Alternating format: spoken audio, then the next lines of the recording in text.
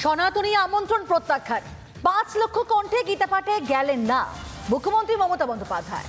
আর এই নিয়ে কটাক্ষ করতে ছাড়ছে না বিজেপি নেতৃত্ব, প্রশ্ন তুলছেন সাধু সন্তরাও।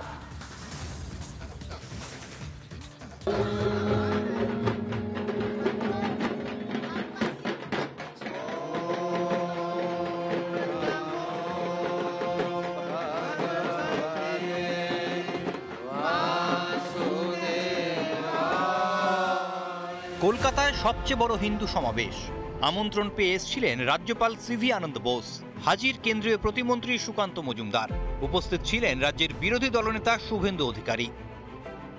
শুধু দেখা মিলল না তাঁর। কার কথা হচ্ছে বলুন তো? মুখ্যমন্ত্রী মমতা বন্দ্যোপাধ্যায়।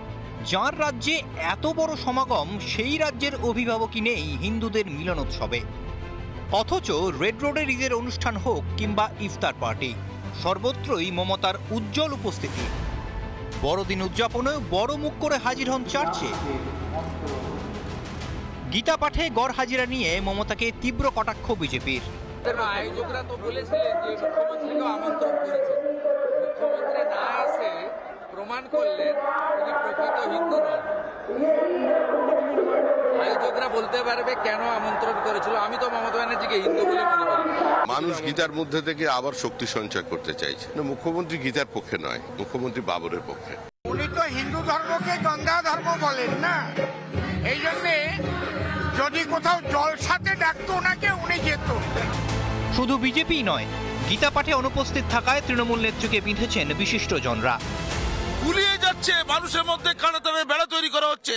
গীতা 5200 বছর আগে, আমি 400-500 বছর আগে ইসলাম ধর্ম নিয়েছি। গীতা আমারও গ্রন্থ। গীতা মানবতার কথা বলে, মানুষের মুক্তির কথা বলে, মানুষের মনে শান্তি দেওয়ার কথা বলে।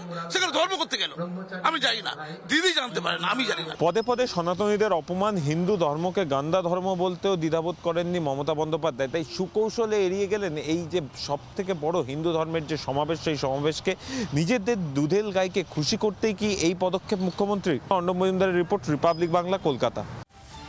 নানা ধরনের কন্টেন্ট দেখার জন্য লাইক করুন, শেয়ার করুন আমাদের ফেসবুক পেজ, সাবস্ক্রাইব করুন আমাদের ইউটিউব চ্যানেল।